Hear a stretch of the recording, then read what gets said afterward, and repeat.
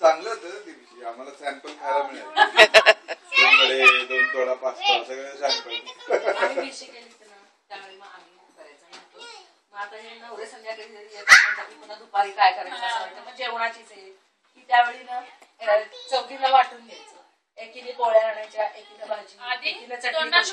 जिच्याकडे भिशी तिला फक्त आमटी भात आणि स्वीट करायचं. काय नाही तेवढंच करायचं.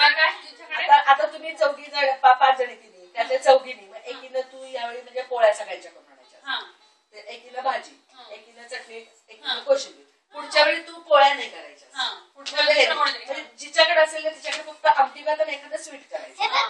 प्रत्येकाच्या पोळ्या खाल्ल्या जातात, प्रत्येकाची भाजी